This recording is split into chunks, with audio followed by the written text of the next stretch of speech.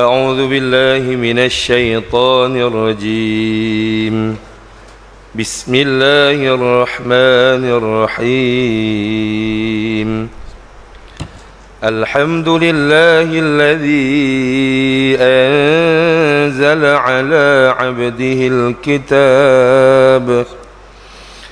الحمد لله الذي أنزل على عبده الكتاب ولم يجعل له عوجا قيما لينذر بأسا شديدا من لدنه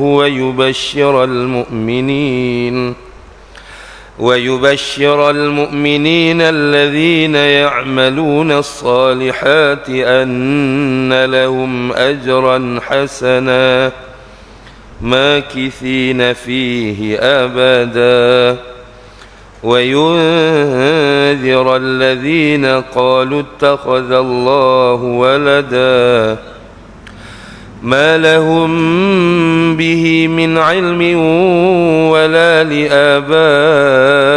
لآبائهم كبرت كلمة تخرج من أفواههم إن يقولون إلا كذبا فلعلك باخع نفسك على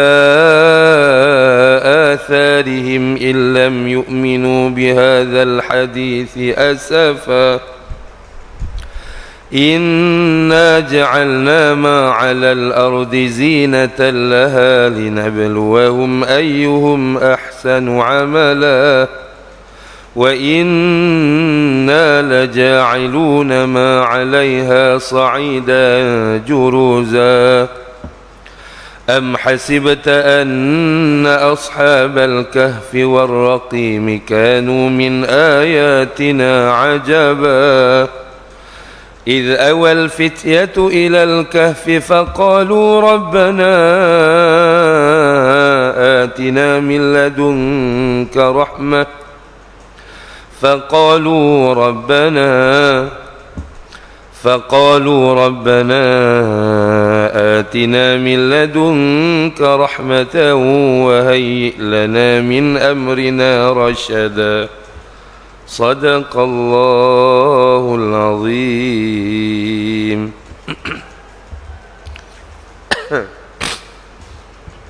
الحمد لله رب العالمين نحمده ونستعينه ونستغفره ونعوذ بالله من شرور أنفسنا ومن سيئات أعمالنا من يهده الله فلا مضل له ومن يضلل فلا هادي له أشهد أن لا إله إلا الله وحده لا شريك له وأشهد أن محمدا عبده ورسوله اللهم صل وسلم على سيدنا وحبيبنا محمد وعلى آله وأصحابه أجمعين أما بعد السلام عليكم ورحمة الله وبركاته. Yang saya hormati pengurusi Masjid Nurul Yaqin, ahli jatuh kuasa, ibu-ibu, ayah-ayah, abang-abang, adik-adik, hadirin yang dimuliakan oleh Allah Subhanahu wa taala. Alhamdulillah, pertamanya syukur pada Allah. Begitu baik Allah SWT buat pada kita ini. Allahu Akbar. Allah bagi semua pada kita ini bukan tanggungjawab dia. Semuanya Allah bagi kepada kita ni nikmat dengan penuh kasih sayang. Bukannya disebabkan Allah wajib buat baik pada kita, Allah wajib bagi mata pada kita, tak. Tetapi Allah Subhanahu wa taala beri segala nikmat. Bahkan pada tengah hari yang penuh dengan barakah ini, Yaumul Jumu'ah, sebagaimana yang kita pernah kongsikan 2-3 bulan yang lepas. Dahulu namanya bukan Yaumul Jumu'ah. Dulu masa Arab Jahiliyah namanya Yaumul Arubah. Apabila kedatangan baginda Nabi SAW, maka Yaumul Arubah ini ditukar oleh Allah kepada Yaumul Jumu'ah. Yaumul Arubah Arab Jahiliyah berhimpun juga mereka, tetapi mereka berhimpun untuk membanggakan pekerjaan masing-masing. Sudah pasti kita semua maklum Arab Jahiliyah ni terkenal dengan penyair yang hebat-hebat. Kalau macam kita zaman sekarang, kalau kita nak mudah faham ni, macam ahli sastra yang tinggi lah, Samad Said ke apa tak tahulah kan. Zaman-zaman tu ada dengan perniagaan. So maksudnya mereka berhimpun untuk membanggakan diri mereka sendiri dengan anak, keturunan, macam-macam lah. Aku dapat pegang kunci Kaabah, macam-macam dulu kan. Maka Allah Subhanahu wa taala tukarkan Yaumul Arubah tadi pada Yaumul Jum'ah. Berhimpun juga kita, saya dan tuan-tuan, kita berhimpun, tetapi berhimpunnya untuk mengingati Allah, zikir kepada Allah. Sebab tu hari Jumaat ni kalau boleh udah-udahlah tu, kalau cerita-cerita politik ke apa ke, simpan sekejap, sebab hari Jumaat ini Allah suruh kita berhimpun untuk berzikir kepada Allah, bukannya untuk membawang ke, untuk apa-apa ke lagi. Sebab kadang-kadang sekarang lelaki pun kuat membawang weh, ngalahkan perempuan pula lagi. Sebab tu Allah SWT sebut dalam surah Jumu'ah tu kan, ya ayyuhalladzina amanu idza nudiya lis-salati min yaumil jumu'ah fas'au ila dzikrillah, mengingati Allah SWT. Sebab tu ayah-ayah yang sangat saya hormati, abang-abang, adik-adik, syukur pada Allah lah, syukur pada Allah. Allah SWT bagi kita nikmat.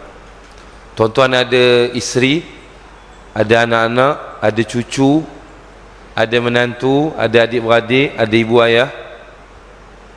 Kasih sayang kita di antara mereka, perasaan gembira, seronok, semuanya nikmat daripada Allah.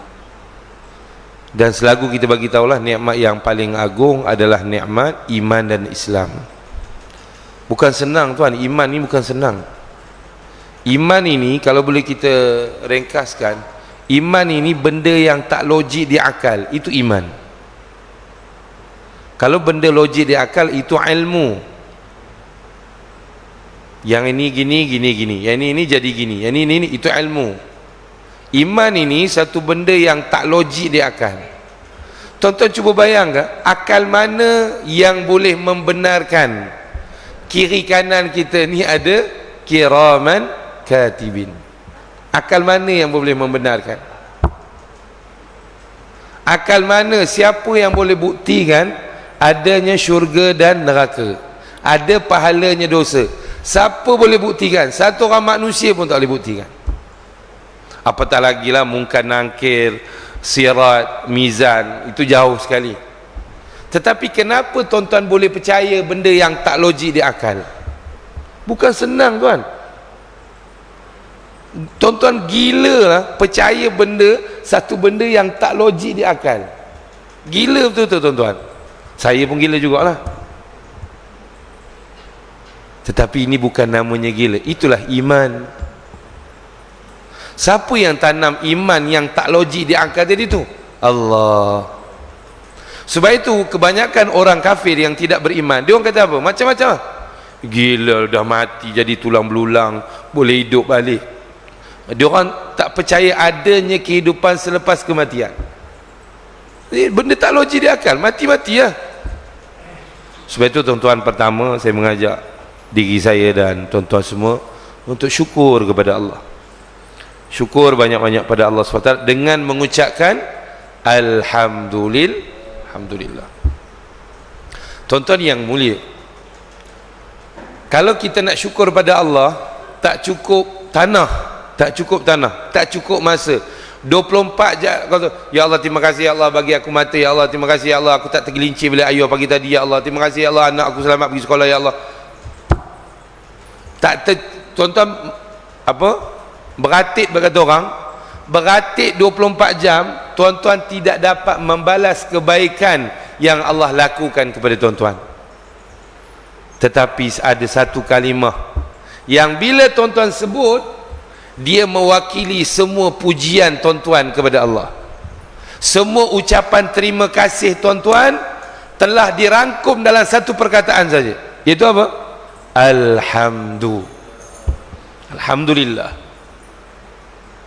Sebab itu kita sebut sekali ya, cukup Alhamdulillah. Daripada pagi, daripada kita di alam roh sampailah tengah hari ni tadi, segala benda yang tuan-tuan nak puji Allah, tuan-tuan nak ucap terima kasih kepada Allah di atas segala kebaikan yang Allah SWT lakukan pada tuan-tuan, cukup sekadar menyebut Alhamdulillah.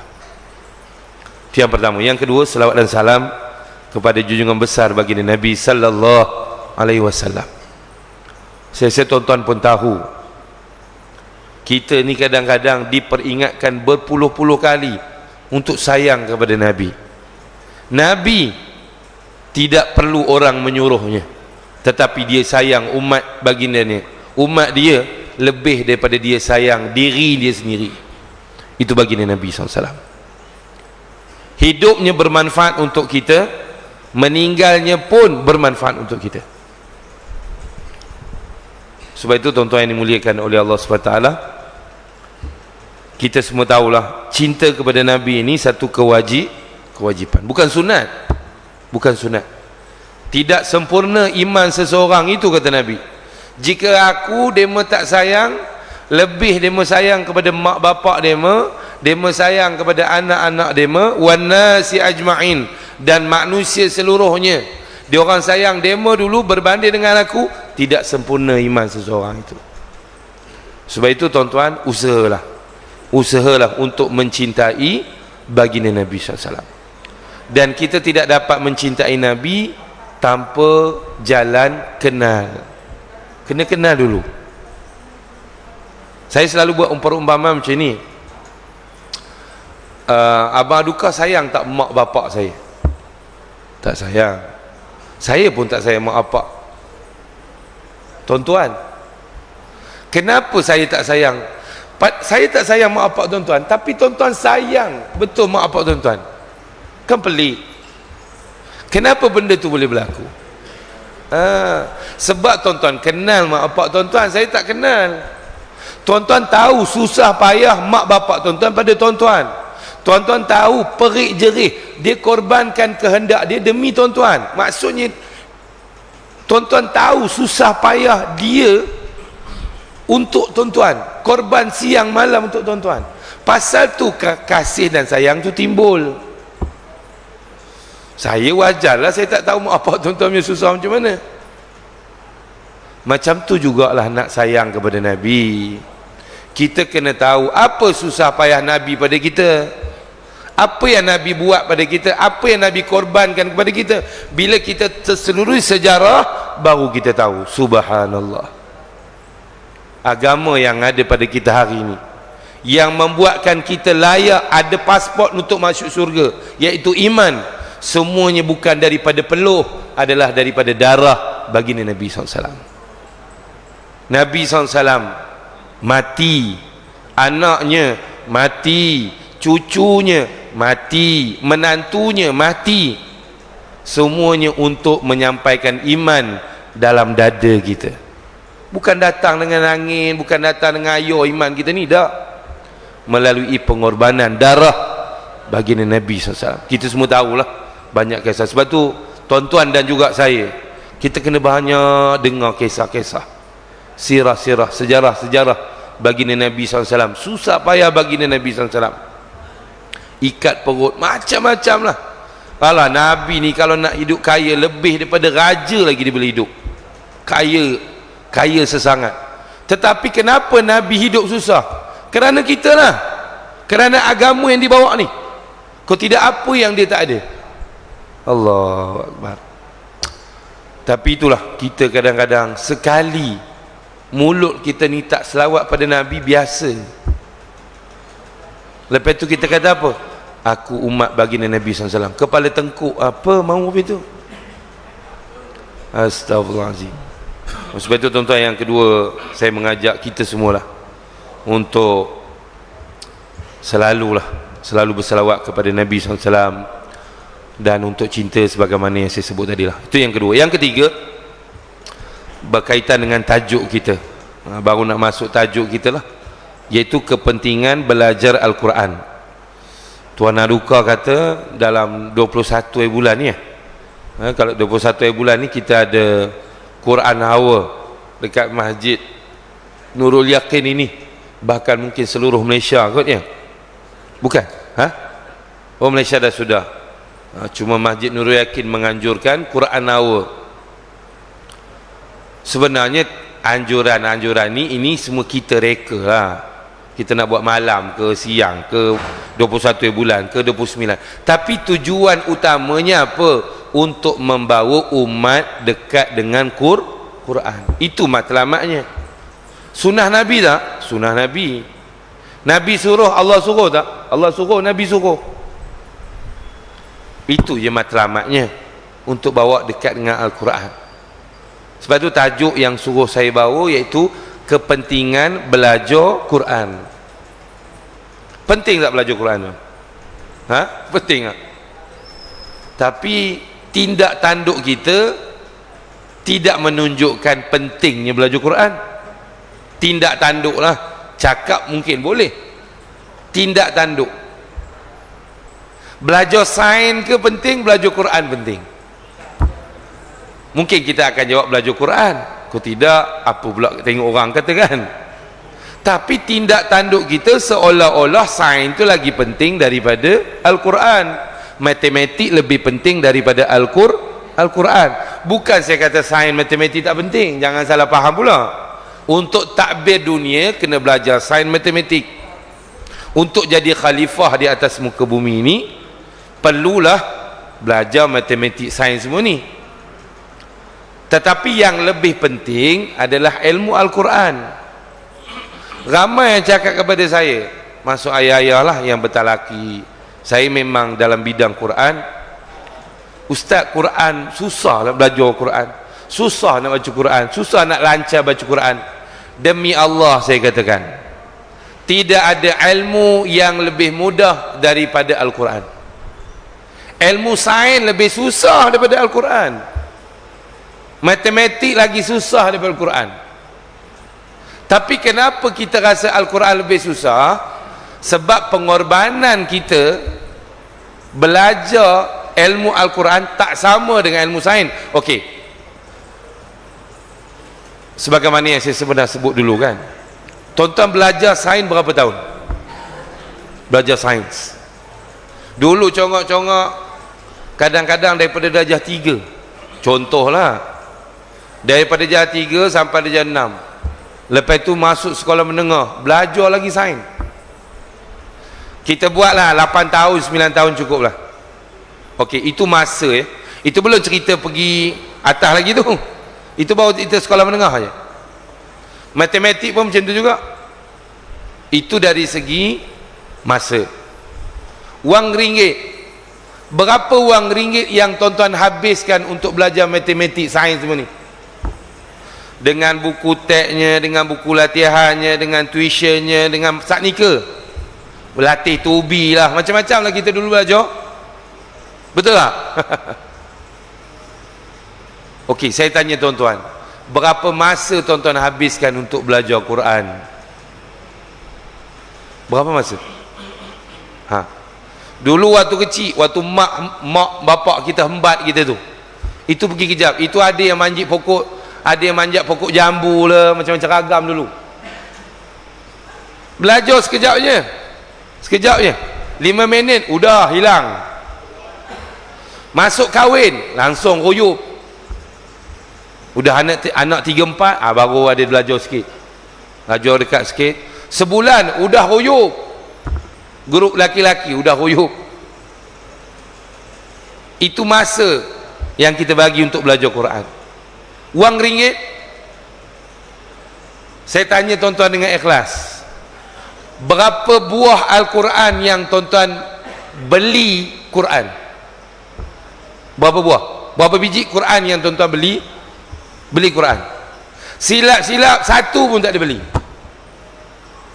Itu pun masjid bagi itu hari tadarus Ramadan, satu pun tak ada beli. Itu Quran ni. Aku tak kerti lah wakaf ibtida. Kenapa tak beli Quran wakaf ibtida? Ada tak Quran yang ada hadis Nabi dalamnya, yang cerita tentang asbabun nuzul? Ada? Ngapa tak beli? Macam mana kita susah payah belajar sains matematik, macam-macam buku kita beli. Ni Quran belum nak bayar ustaz ngaji lagi. RM30 ngetor bayar dekat ustazah ustaz. Tapi kalau tuition pergi subjek-subjek senang-senang je bayar. Mak bapa daripada Laguna ni hantar anak pergi tuition dekat country home, tak ada masalah. Tapi tuan-tuan sanggup tak belajar, hantar anak tuan-tuan, hantar pergi balik ambil, pergi balik ambil semata-mata untuk belajar Quran? Sanggup? Pergi jalan? Tak ada. Lepas tu cakap Quran susah. Memanglah susah, bukan pasal Quran tu susah, pengorbanan masa yang kita bagi kepada Al-Quran tu sedikit berbanding dengan subjek yang lain. Saya cabarlah tuan-tuan, tuan-tuan ambil buku teks darjah 6 sekarang, tuan-tuan pergi jawab soalan matematik dia orang, menerap menjawabnya, menerap. Itu yang tuan-tuan dah belajar, korban masa dan segalanya. Sebab itu tuan-tuan jangan cakap lah Quran ni susah, buat malu orang ni. Kalau orang tak tahu tu ya, kalau orang tahu tu malu sendiri, malu sendiri. Sebab tu saya kata penting tak belajar Quran, sangat penting. Kerana apa? Sebab nak mengelakkan dosa. Saya jumpa dengan ramai orang, dia suka baca Quran, tetapi dia melakukan kesalahan yang besar ketika membaca Al-Quran. Berdosa tuan. Tuan ingatkan baca Quran nak dapat pahala, rupanya dapat dosa. Itu satu kepentingan. Sebab tajuk kita kepentingan belajar Al-Quran. Apa pentingnya? Pertama, untuk mengelakkan dosa.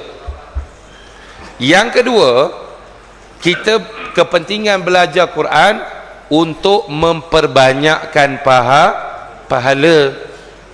Sebab kesalahan yang besar hukumnya haram dan berdosa. Kesalahan kecil hukumnya makruh dan mengurangkan pahala. Ya. Itu cerita pasal kepentingan. Allah Subhanahu wa taala sebut dalam Al-Quran, warattilil Qur'ana tartila, dalam surah Muzammil, dan dalam ayat yang lain banyak jugalah, warattarnahu tartila, banyak. Bacalah Al-Quran dengan tartil. Apa maksud tartil? Kata Sayyidina Ali radhiyallahu anhu, maksud tartil tajwidul huruf wa ma'rifatul wuquf. Tajwidul huruf iaitu memberi hak kepada huruf. Itu yang tuan-tuan belajar tajwid tu lah, dengung tak dengung, makhraj huruf, sifat huruf, itu hak huruf. Dan wa ma'rifatul wuquf, dan kita tahu dekat mana nak waqaf, dekat mana nak ibtida. Ibtida ni nak mula lah, nak kan mula nak ambil balik ke macam mana ke kan. Itu tartil. Sebab itu kita masa memang tak banyak lah, saya tak dapat. Dia tanggungjawab kita kepada Al-Quran ada 5 tanggungjawab. Termasuklah cerita pasal Israel hari ni, Zionis ni. Itu bila kita tadabbur kita dapat lihat, memang Zionis ini, Yahudi ni memang daripada dulu lagi korang ajar. Tuan-tuan tak payah ceritalah perempuan ke apa, Nabi dia membunuh, Nabi dia membunuh. Wa yaqtuluna an-nabiyyina bighairil haqq wa yaqtuluna al-anbiya'a bighairil haqq. Nabi Zakaria dibunuh oleh mereka, Nabi Yahya dibunuh oleh mereka. Ni Yahudi, laknatullah, laknatullah. Sebab apa? Mereka sombong. Allah bagi kelebihan. Kalau kita tadabbur Al-Quran, kita akan dapati dalam surah Al-Baqarah, dalam surah Ali Imran, cerita tentang banyak Bani Israel. Israel daripada Nabi Allah Yaqub alaihissalam. Nabi Allah Yaqub anak Nabi Allah Ishaq. Ishaq anak Nabi Ibrahim. Daripada Nabi Allah Yaqub ini namanya Israel. Sebab itu dipanggil Bani Israel. Apa maksud Bani? Anak keturunan, anak cucu cicit lah. Sebab itu kita semua disebut Bani Adam. Ya Bani Adam, la yaftinannakumus syaitan kama akhraja abawaikum minal jannah. Wahai anak cucu cicit Adam, jangan kamu terpedaya dengan syaitan seperti mana dia telah mempedayakan ataupun mengeluarkan kedua mak bapak kamu daripada syurga. Baik, saya tanggungjawab Quran ada 5. Nanti kalau ada masa saya akan kongsikan. Pertama belajar, yang kedua baca, yang ketiga tadabbur, yang keempat amalkan, yang kelima sampaikan. Itu tanggungjawab. Cuma dalam masa 10 minit ini mungkin kita nak kongsi belajar je Quran. Tuan-tuan, saya harap sangat-sangat, udah-udahlah tu. Bila lagi kau nak belajar Quran?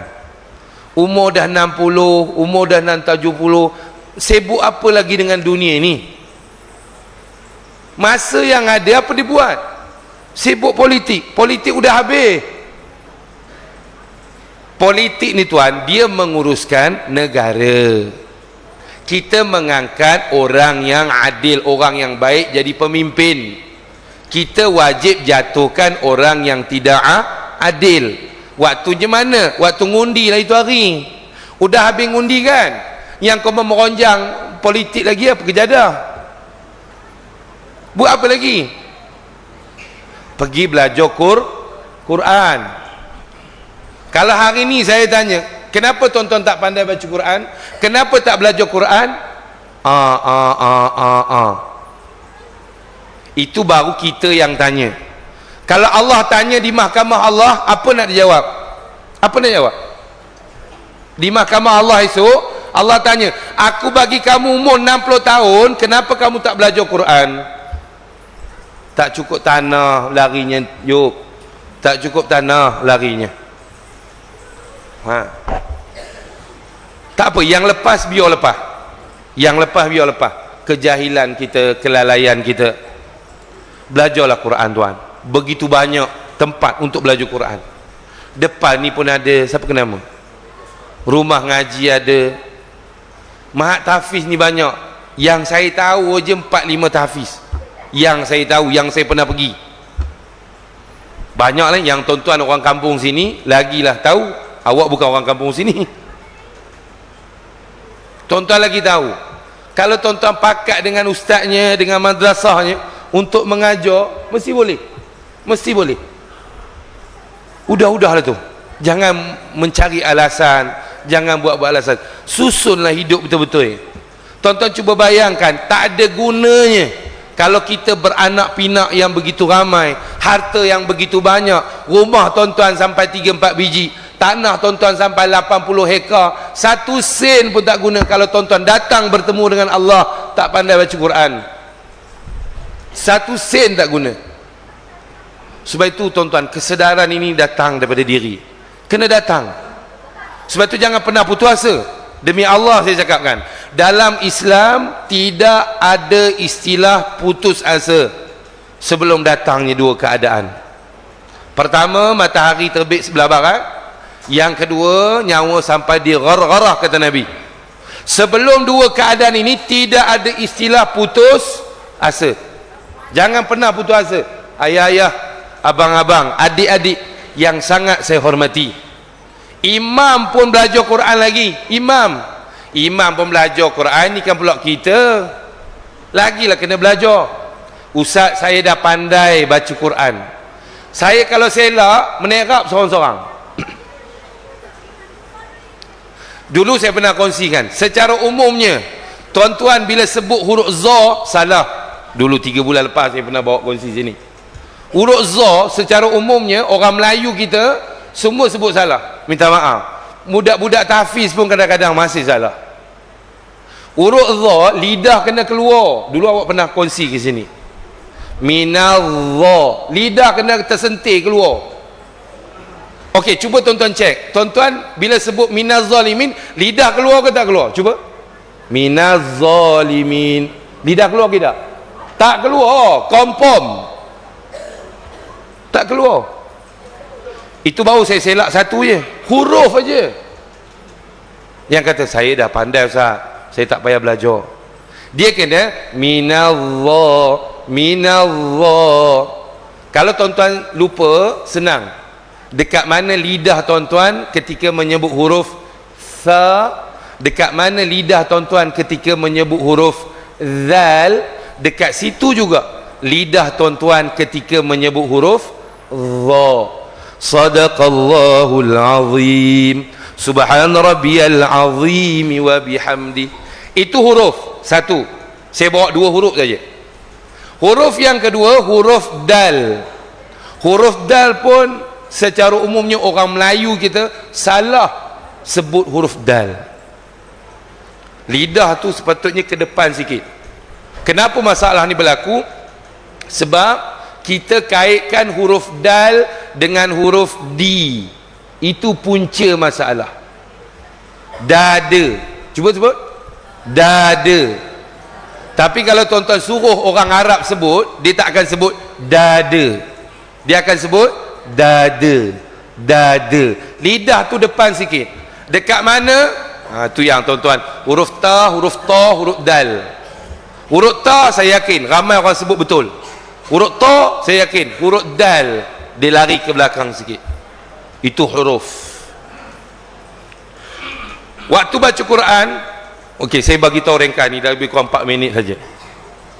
Kesalahan yang besar dalam baca Quran tuan, 4 ni tuan-tuan kena jaga. Bila tuan-tuan baca Quran, jangan sampai melakukan kesalahan 4 ini. Tukar huruf, tukar baris, tambah huruf, kurangkan huruf. Ini kesalahan yang besar. Kalau tuan-tuan buat, hukumnya berdosa, hukumnya haram dan berdosa. Kesalahan yang kecil yang sering dilakukan, maaf cakap, termasuk saya lah, kadang-kadang jadi imam, adik-adik anak-anak tafi juga belajar dengan ustaz-ustaz. Kesalahan kecil yang sering berlaku, yang pertama iaitu bacaan tebal dengan nipis. Itu kurang jelas, kurang kemas, ataupun dalam istilah tajwidnya tafkhim dan tarqiq. Tafkhim ni tebal, tarqiq nipis. Tafkhim, bacaan tafkhim ada berapa dalam Al-Quran? Ada 5. Bacaan yang tebal ada 5 dalam Quran. Ramai yang tahu huruf isti'ala saja, 7 huruf isti'ala. Ramai yang tahu itu. Yang kedua, bacaan yang tebal, ra yang dibaca tebal. Saya tak boleh lah selak kat sini ra tebal bila keadaan. Kau mau pergilah ngaji rumah Asma, rumah ngaji Asma. Yang ketiga, lam yang dibaca tebal, lam pada kalimah Allah. Yang keempat ni ramai orang tak tahu, iaitu huruf alif pun dibaca tebal ketika sebelumnya huruf isti'ala. Dan yang kelima ni pun ramai juga yang melakukan kesilapan. Dengung ni pun ada tebal ada nipis. Dengung. Itu kesalahan kecil yang pertama, iaitu berkaitan dengan bacaan tebal dan nipis. Kesalahan kecil yang kedua, yang dulu saya pernah kongsikan 2-3 bulan yang lepas, iaitu tentang 3 baris. Kan tuan-tuan masih ingat? 3 baris. Kalau baris di atas jangan baku sangat, saya kata Maliki yaumiddin, iyyaka na'budu wa salah. Baik 1 baris 2 sama. Kalau baris bawah saya kata apa? Tajamkan huruf I. Jangan baca macam huruf I, tak mau. Yasin, pitam. Amhilhum, siapa ngajar amhil? Tak boleh hil. Tak boleh H-E-L, dia kena H-I-L. Paling ringkas, baris di bawah tajamkan huruf I. Qiradatin, siapa ngajar qiradatin? Qiradatin. Khasiin, Yasin. Dulu saya pernah kongsikan baris 1 atau baris 2. Dan Kalau baris dhammah baca dengan huruf U, jangan baca dengan huruf O. Ini saya dah 2 kali ulang. Kalau yang mana datang, saya pun dah 3 bulan lepas kot. Banyak imam, lakum dinukum waliyadin. Satu aib. Kalau imam yang buat satu benda yang aib. Tak boleh baca lakum. Kena, kan saya kata, baca dengan huruf U. K-U-M, jangan K-O-M. Assalamualaikum. Mana boleh Assalamualaikum? Assalamualaikum. Terlalu banyak. Tuan-tuan, ini yang tuan-tuan kata, saya dah pandai Ustaz. Saya dah pandai baca Quran. Itu baru saya selak sikit tuan. Itu yang kedua. Yang ketiga, yang paling, itu tawallud, beranak. Alham siratal ladzina an'amta. Imam bila tegur merajuk weh. Imam tua, imam berumur, standard lah merajuk. Kalau tak nak tegur, belajarlah. Betul tak? Okey, kita tak payah tegur, tapi belajar. Ya? Tuan-tuan, bukan saya nak marah. Bak kata arwah Piramli, nasihat. Nasihat. Tenang-tenang.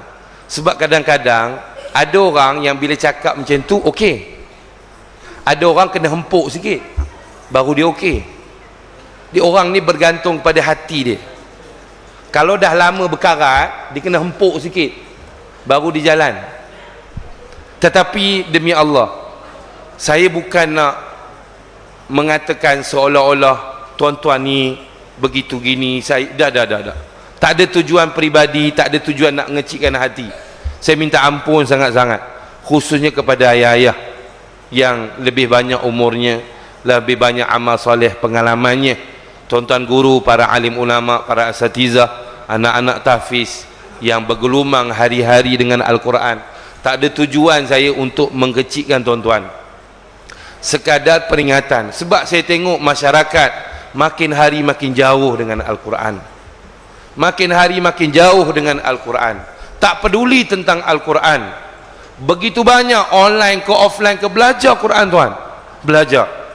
InsyaAllah mudah-mudahan Quran Hour yang cuba ditiup ataupun dimarahkan oleh pihak Masjid Nurul Yaqin pada 21 ya, hari bulan 10 ini, mudah-mudahan kita dapat sama-sama ambil bahagian, kita dapat sama-sama imarahkan ya, kita dapat sama-sama imarahkan. Mudah-mudahan keberadaan kita, niat kita, kesungguhan kita untuk belajar Al-Quran, untuk dekat dengan Al-Quran, mudah-mudahan dirahmati, diradai oleh Allah Subhanahu Wa Taala. Sekali lagi ampun maaf daripada saya. Terima kasih di atas segala perhatian. Aqulu qauli hadza wa astaghfirullahal azim li wa lakum. Assalamualaikum warahmatullahi wabarakatuh.